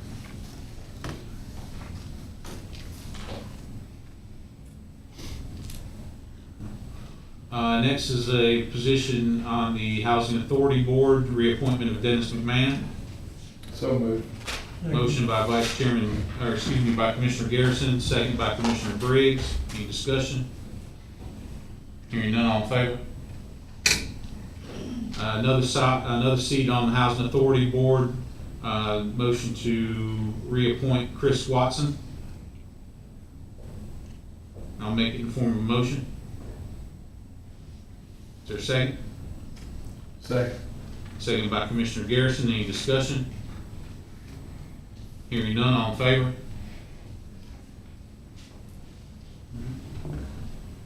jury, seat on the jury commission, which is currently reappointment, but we don't have an application for that position. So maybe I would move that we table that position at this time.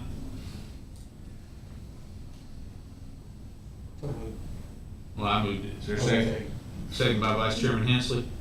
Any discussion? Hearing none, all in favor?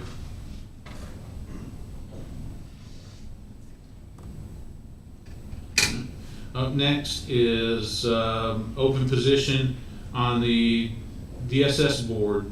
This time I entertain motion.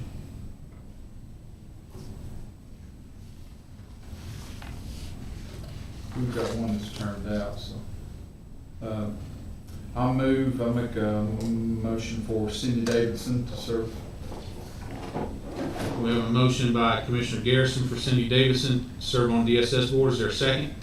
Second. Second by Commissioner Briggs. Any discussion? Hearing none, all in favor? All right. We have another position on DSS that has turned out. We find out if it has to be a commissioner, then we find it out. Find that You out. can ask Donnie if you would like, Bill. Yeah. It does, I don't believe it has to be. You have to put a commission on that. You do not. You don't necessarily. You can, you do not have to. Okay. I know it has been that way, I didn't know. I move that we put Sherry Perry. So motion by Vice Chairman Hensley and he nominates Sherry Perry on the DSS board. Is there a second? Second. Second by Commissioner Briggs. Any discussion? Hearing none, all in favor? And we had, during these additional carryover ones that we need, that you guys compelled to fill this evening. Commissioner Hensley, did you know? You had. Yeah, so there's actually in the May Board of Health meeting, Joey Chandler resigned. So I'm going to move that we appoint Robin Smith in his position for the Board of Health, citizen position. So we have a motion by Commissioner Hensley for Robin Smith on Board of Health. Is there a second? I'll second. Second by Commissioner Briggs. Any discussion? Hearing none, all in favor?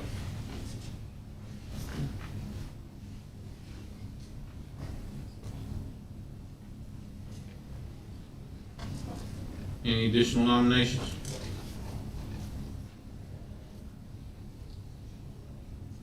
We also have a registered nurse whose term expired in February. I moved for Melissa Sluger, who's a registered nurse, to send that position. Got a motion by Commissioner Garrison for Melissa Sluger as RN on Board of Health. Is there a second? Second. Second by by Vice Chairman Hensley. Any discussion? Hearing none, all in favor? All right.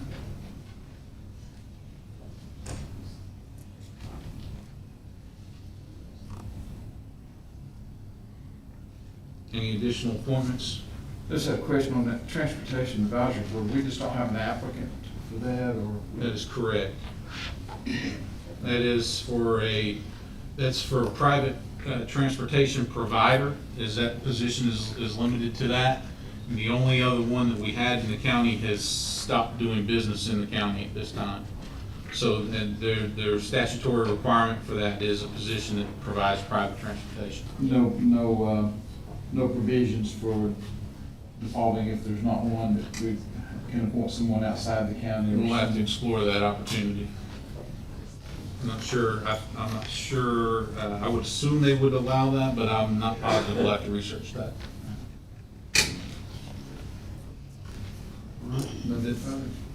Nothing further on this aspect, or on the board vacancies. There's nothing additional to address for the evening, so we will move on from that at this time, and we will return back to our public comment.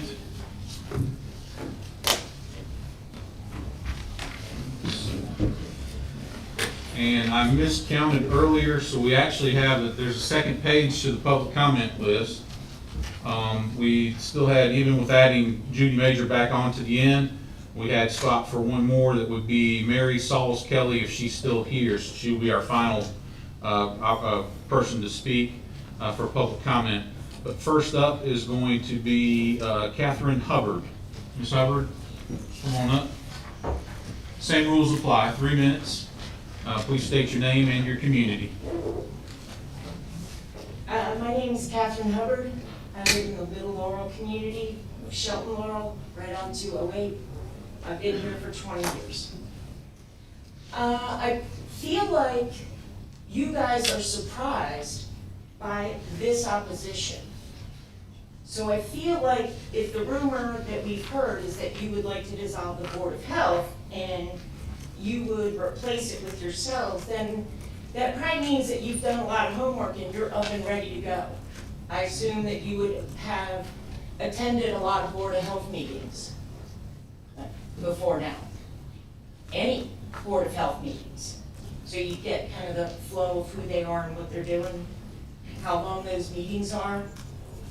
You earlier said it wasn't time for question and answers, and I, like Mr. Baker, would love to hear what you really are proposing to do, what kind of changes. We know nothing. So if you had a town hall, that would really help us decide where to put our support. If I was going to ask you questions, I was going to ask you if you knew how many cases of rabies we see in this county. Do you have any idea how many animals go through the animal shelter every year? Do you know how many animals get put down in our shelter every year? Do you know who does that? Do you know the person who does that? Do you know how close chronic wasting is?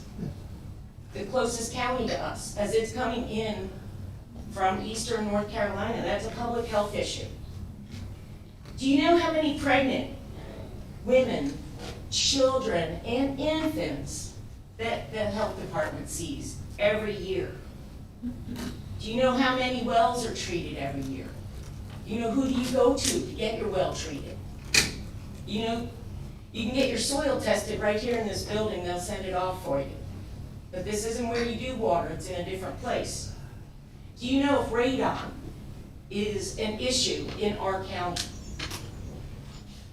You know, I would have thought you would have been really ready to answer all kinds of questions.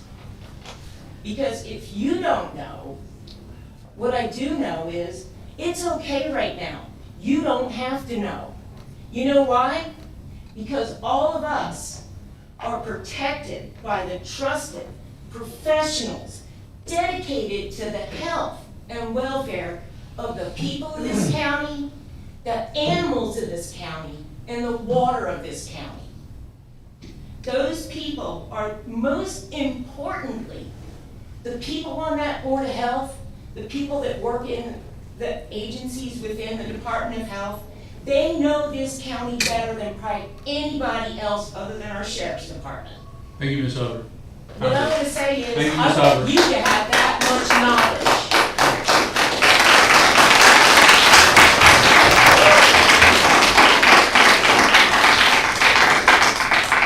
Up next is it Tim or Tom Arnett? Tim. Tim, come on up, Tim.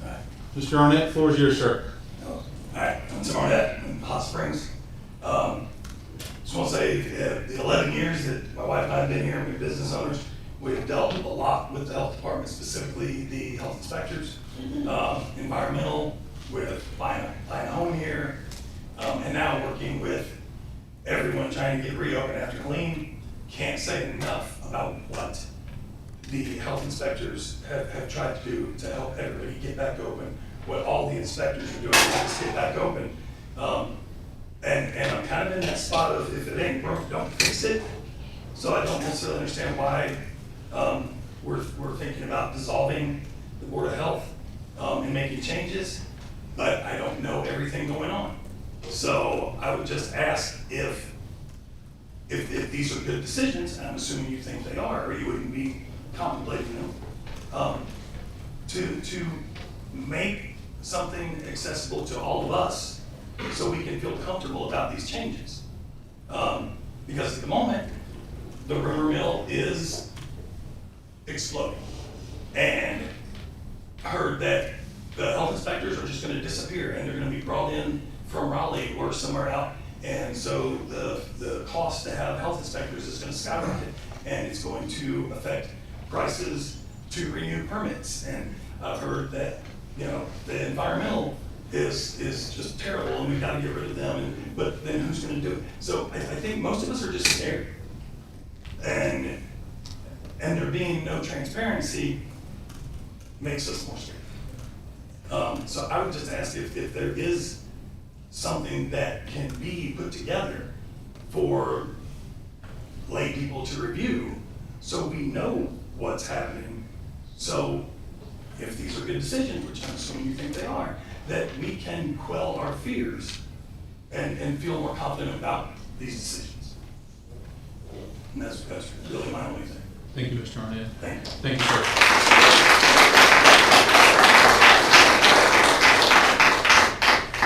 Amy Rubin is up next, and then Cassie Flieger is on deck.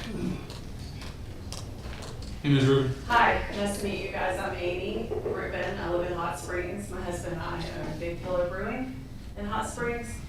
We've been in business for almost 5 years, and happy to say we're back in business full-time again after the flood, so thank God for that.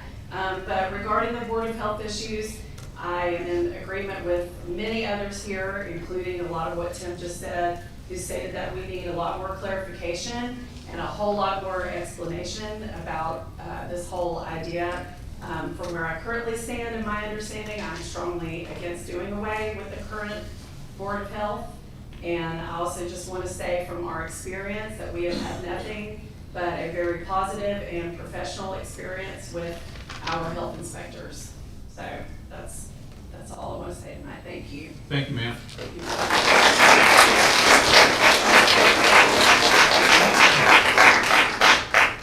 Cassie Flieger is up next, and then Brianna Nelson, you are on deck, and there's another one here that had been scratched out. I assume that originally it looks like it said Greta Hill. Greta, did you choose?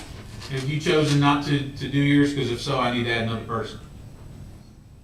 I don't think Greta's even here, so maybe that's why she's scratched off. Okay, so that will actually add one more person to the list so that we can fulfill the 20 that were promised. So, Ms. Flieger, the floor is yours. Okay, and just to correct it, it's Flager. Flager, I apologize. It's all right. My just for the mistake. record. And it's Robinson. Many of y'all knew me before as Robinson. I am coming from the Marcel community. And I too am concerned, as many of us have stated, but I will put it out there that as an independent voter, nonpartisan, Christian, and mountain person, I am quite concerned about the impact that this could have on the least of these, if we want to go biblically.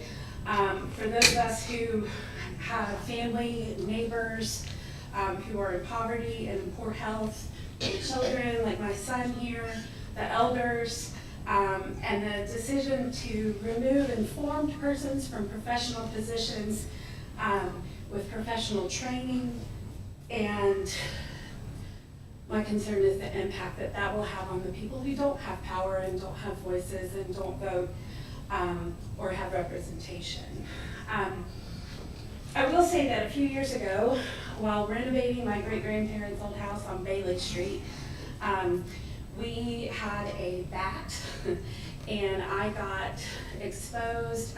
We had 2 bats dead the next day after they swarmed my basement during the renovation and flew over on top of me after I had a poison ivy outbreak. And knowing the little bit that I knew about rabies, that was a terrifying thing as a young person, but also just as a person in general. I'm grateful that I had the health insurance to get those paid for, but what I'm super grateful for was the nurse that I spoke to. It wasn't a political decision. She was informed. She was very helpful. She had the bats picked up and sent off for testing, and in the meantime told me the procedures that I needed to go to so that I did not inadvertently die of the 100% chance of rabies. And as I stand here now, representing my son, my parents, my aunts and uncles who are elders in this community, the people in my church, and the people he goes to school with, public health is there to serve them. And it's not a political thing. It's not a a reaction to who voted what for COVID, or how COVID was retaliated against or liked upon. And I know that that must be an underlying issue, just because when we were up for the last county commissioner election, I looked through everybody's Facebook posts, and I looked what people had to say about COVID and the public health components. And I'm concerned about the representation of the people making those decisions for these least of these. I was very blessed in that situation. I want for everyone else to have good access to a trained professional that didn't have a political agenda. Thank you, ma'am. Your time's up. Thank you. Thank you very much.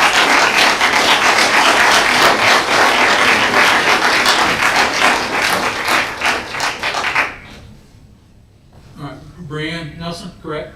Okay, I just want to make, pardon me? Yes. Okay, all right, good deal. I just want to make sure I didn't get out of line there, get out of order, I mean. And is it Jana Madison, I think? You're up next. Thank you, you're on deck. All right, go ahead, Ms. Nelson, thank you. Great, I want to thank you guys. I know a lot of you guys, you might recognize me as well. I work with the Spring Creek Community Center Board, and I want to be clear that I am not here for the board tonight. But having worked with you guys, I do want to thank you for all of the energy and hard work that you guys put in, and especially after such a horrific year that we have had with the hurricane and the related budget shortfalls and expenses that came out of that. I know that you guys have been working really, really hard to rebuild our county and on not a lot of money. And I will tell you that I am a stubborn person in my own life who likes to try and save money, and so I try to do a lot of my own car repairs because YouTube was calling me out. And I had to bring it into the mechanic last week, and I had all my day planned out with the different errands that I was gonna run, and he confiscated my car. And I had to call and figure out a ride from Waynesville and not complete my errands because I am not a mechanic, and I don't know what I'm doing, and I don't know what to look for when my car becomes dangerous and is not okay to drive. And he literally told me, I said, can I at least get it back to Spring Creek so that I can drive it in when you have the parts and you can fix it? Can I make one last trip? And he told me, absolutely not. You are liable to have the wheel pop off and you are gonna go over the mountain, or you are gonna take somebody out with you. I am not a mechanic. I have no business fixing my car. I trust the people that we have on this health department board. They are professionals who have had between 4 and 12 years of education. They are licensed individuals who have a license that they have to live up to and be accountable to that has nothing to do with the political swings of the time. And I think that that's why we saw 50 years ago that it was fit to have appointed Board of Health individuals in these different professional opinions or professional places so that we have the knowledge, because I really respect what you guys do. I mean that from the bottom of my heart. You guys have a really big job, and it is a thankless job oftentimes. I know that. And I know that it can be very hard to show up for work and see a room full of people who are angry and confused and not understanding what's going on. That is not an easy day to go into work. But I do think that having a Board of Health that is appointed with the people who have that knowledge and background and experience and who know that that sound in the car is something that is really dangerous and something that needs to be paid attention to. That is why we have a governing Board of Health instead of giving it to our county commissioners. Because when you were elected, however many years ago that each of you are in your terms, we elected you for the position that you have right now. and not for the position that also includes having our board of health. So I second, third, fourth, and fifth of people who have said I really would ask for a town hall meeting. I think that Thank you, would Ms. be Nelson. very informative. Thank you.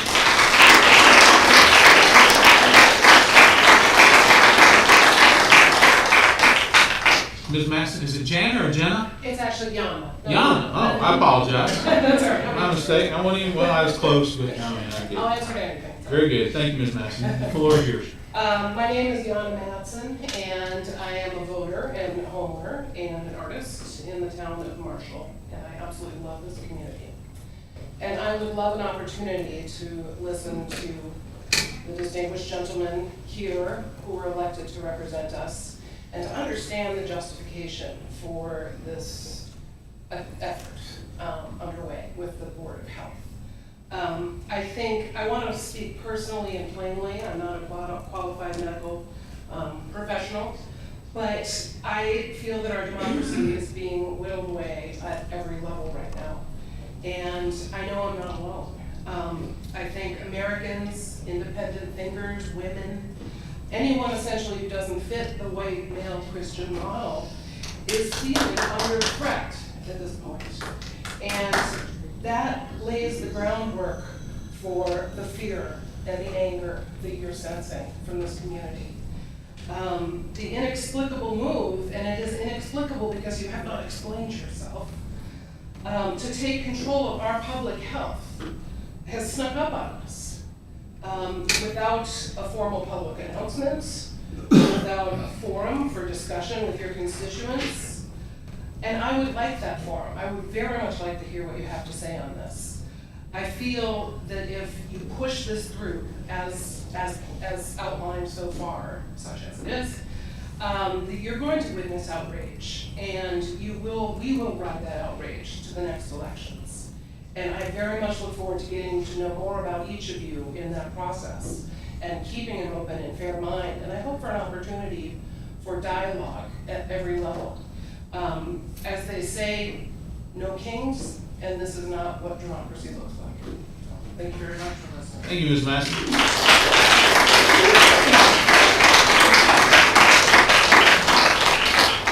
Up next is Adam Bennett, and then Judy Major, you're on deck. Hello, my name is Dr. Adam Bennett. I'm a mobile vet in Spring Creek, and I also own property in Antioch. I live in Spring Creek with my family, and it's really important to me that things I'm with the guy who said if it isn't broke, don't fix it, and I don't think that we have enough evidence of something being broken to feel like this huge overhaul needs to take place. I agree that I would like, a forum where we can talk and learn exactly what's broken before we go about trying to figure out exactly how to fix it. And it seems really rushed and fast, and I don't think it needs to be rushed and fast. Just as a veterinarian, I have had the dubious, opportunity to call the Board of Health on a Saturday when I've gotten bitten by a kitten that's shaking and foaming at the mouth and inexplicably aggressive, aka a potential rabies suspect. And should I have washed my hands better? Of course, but I really wanted to see if it had something stuck in its mouth, so I just put my hands in there. And then I was like, wow, that was really stupid. And it was. And so I called our Board of Health, and they have an after hours line, which is great. And I actually got a call back really quickly, and they were like, can you quarantine the kitten? Yes. The kitten was quarantined. Kitten was not rabid. Obviously, I'm okay. Kitten is also okay and no longer angry and upset. She was upset. Didn't feel good. But it was a situation that I was able to contact them. They contacted me very fast and made sure that I knew exactly what I needed to do. And honestly, they gave me what I would actually have to do as far as the steps. I wasn't 100% trusting because I'm not, and so I went to the emergency room anyway, and they actually did the exact opposite thing of what should have happened. But I thought it was awesome that I got really great information from our Board of Health, and I know that there's a lot of diversity of the people that are on there. They have a lot of knowledge, and I went to school for 8 years to become a veterinarian, and then I've been practicing since 2013, and it's just, I feel better when I know that people that have a medical background are on medical boards and have the ability to make those medical decisions. It's not anything against you, it's just, that's what they're there for. So. Thank you, Dr. Bennett. Judy Major, you're up next, and then Mary Sauls Kelly, you're on deck. And do we have, Chairman Wechtel, a full 20 now, or do we still have an extra empty position up to 20? There will be one more after Ms. Kelly. And that's an empty spot? That'll be full 20. And that's an empty spot?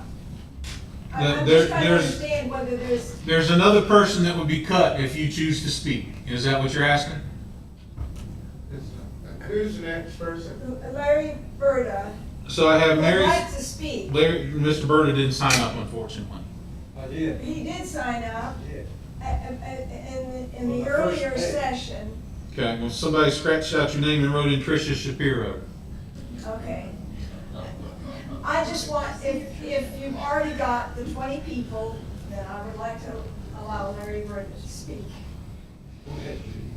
Are we good, when you conduct the meeting? Mr. Berta, you've not been recognized. Hang on a second. The rules state that they have to be signed up, correct? What if it's marked out, Danny? If it's marked, if Somebody you signed up marked and it out. somebody marked them out, who marked you out, Mr. Berta? I don't know. Okay. Yeah, if he didn't mark himself out. You didn't mark yourself out, Mr. Berta? Sir? You didn't mark yourself out, sir? No. Okay, in that case then, with the advice of the attorney, I believe it is okay for you to speak. So Judy, are you yielding your spot to Mr. Berta? I guess I need to. Well, you don't have to. Oh. You're gonna bump Mary Sauls, you'll bump Rob Kelly, I think, is who you'll bump. That's fine. Okay, All right. all right. So, that's fine. Mr. Berta, the floor is yours. Please go to the podium. Well, I'm sorry, Judy, you're already up. Go ahead, Judy. All right. You're getting stuck. You're getting stuck. We'll make sure of that. All right, Judy, do you still desire to follow Mr. Berta? Okay. Very good. Mr. Berta, the floor is yours, sir. 3 minutes. Thank you, sir. Yes, sir. Appreciate it, Mr. Martin. My name is Larry Berta. I live in Mars Hill. I'm one of these, as Jerry Clemens used to say, I'm one of these away from here people. I've lived here 53 years. And so I kind of feel like I'm from here. But I wish my background was such. I was a human resources director at Honeywell, Collins Radio, Collins Rockwell now, and till my career ended when I retired. And I owned a hardware store, building supply in Mars Hill. My wife and I did for 16 years. Now my background is such that I served on the St. Joseph's Hospital Board for 6 years. I was chair of the Human Resources Committee and on the Finance Committee.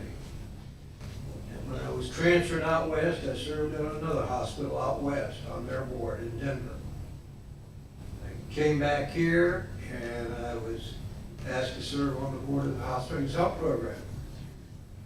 And I served on that board for 30-some years. And I finally retired last October. And so I feel I have something, when in Honeywell and Collins, I was, the medical department always reported to the physicians and the nurses. So I've had some background. And with that, I just ask commissioners, because I know most of you, I don't know what your background is, but to take over a medical program is very questionable. I admire you for wanting to do it. This is a real challenge, just as it's a challenge to be in the position you're in now. So I'm adverse to you all taking the, unless there's something you're not telling us to justify it. It just doesn't make sense. There's too many skills in that program that are required to be certified. And there's some great people in there. And they've served us well. That's all I have to say. Thank you, Mr. Berta.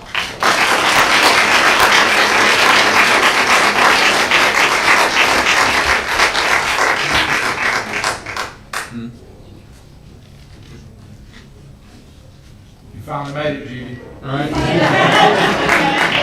So Judy's up next, and then Mary Sauls Kelly, you're on deck.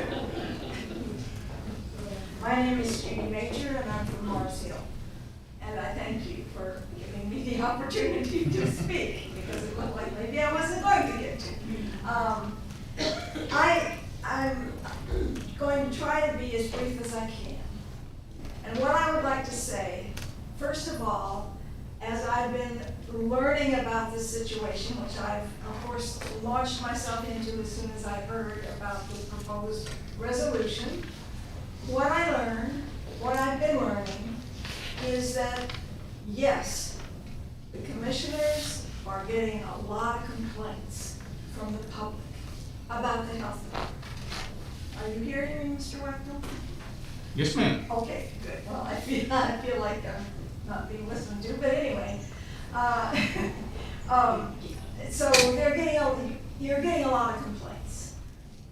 And what I'm hearing without question is those complaints almost universally are about one division of the health department, environmental health.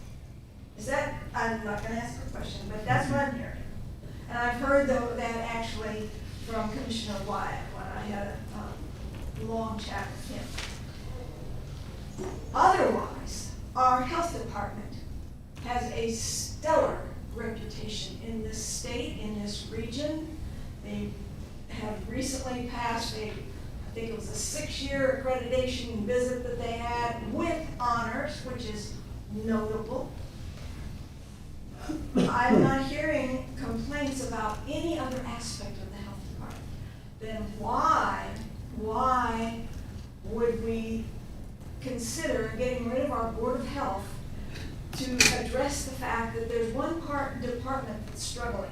And we know that they're struggling because across the state, there are not enough people trained to do that job of health inspector.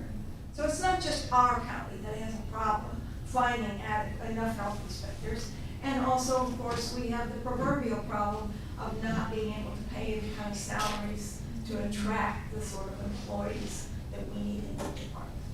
So that's one point. The second point I would like to make is that what I'm hearing is that once the health department staff got over the shock of learning that the health board might be abolished, the reaction was demoralization.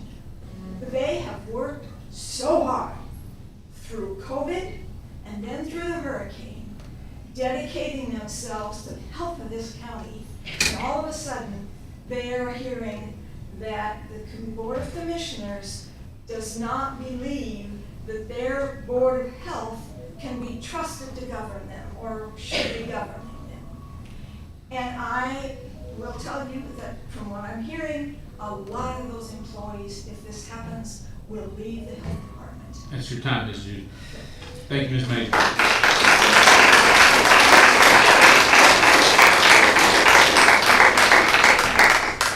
Mary Sauls Kelly, you're up. All right. I'm Dr. Mary Sauls Kelly. My husband and I have lived up in the Shelton Model community for 38 years.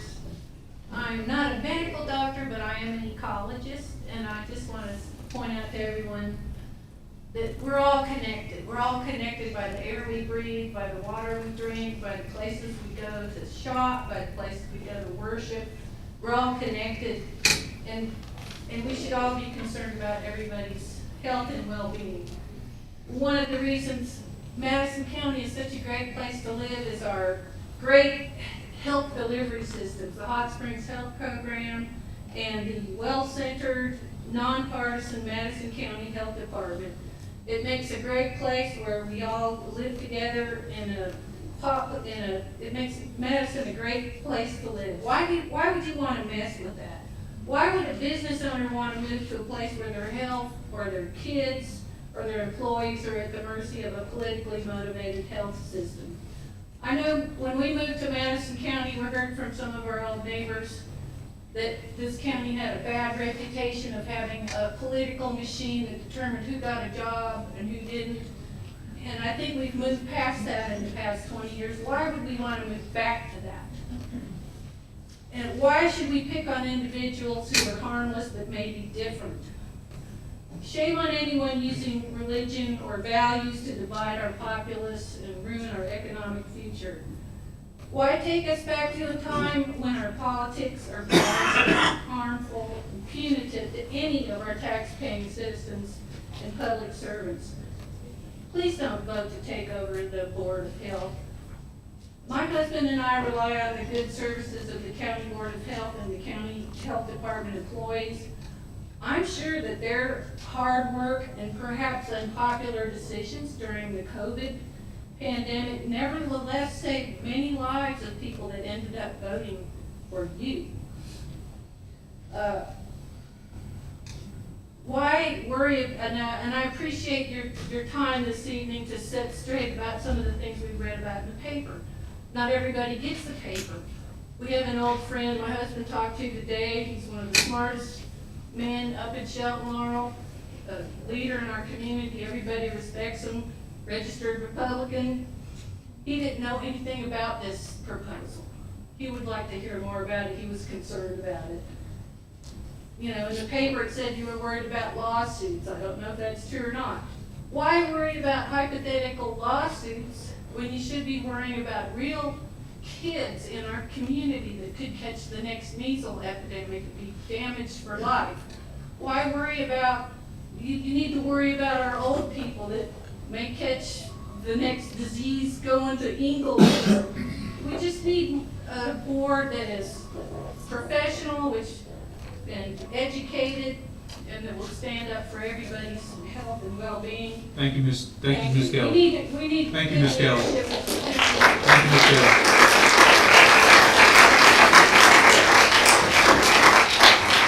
Is Bobby Somerville still in the room? Bobby, I'll give you the opportunity. You're actually be number 21, but I don't. Yeah, I kind of feel bad you being the only one we cut. So I wanted to give you the opportunity, sir. I'm gonna make an executive decision to do that. Somerville, Bobby Somerville, is that correct? That's right. All right, you're our final speaker, Mr. Somerville. Well, thank you very much. I'm Bobby Somerville. I live in Mars Hill. I'll not take my entire 3 minutes. I think that when I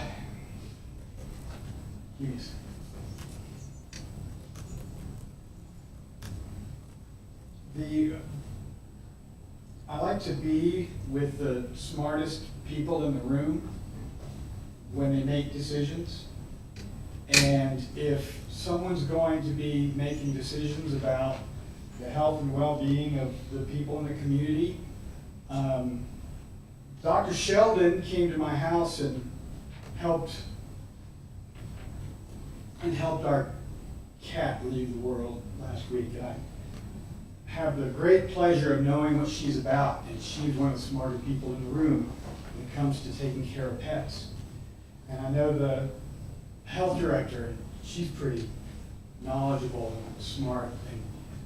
And when you have the proper professional people who are concerned about doing their job, and I just don't think that replacing that expertise with that of your own, no matter how much it is, makes a lot of sense. I don't know really why, but when someone said, "Gosh, let's have a town hall, let's have a public meeting," I'd love to hear the real reason why we're going to do this. I appreciate your time. I stopped thinking about what I was going to have to say when I got.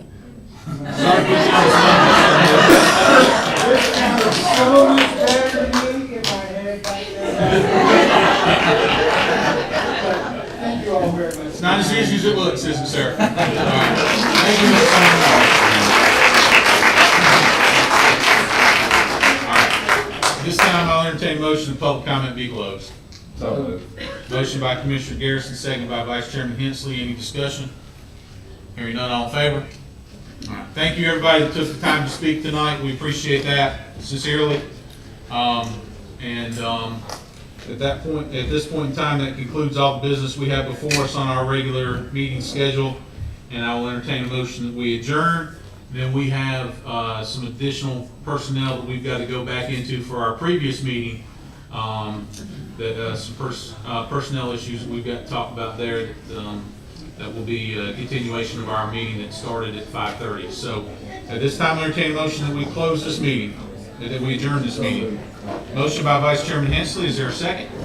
Second. Second by Commissioner Garrison, any discussion? Hearing none, all in favor?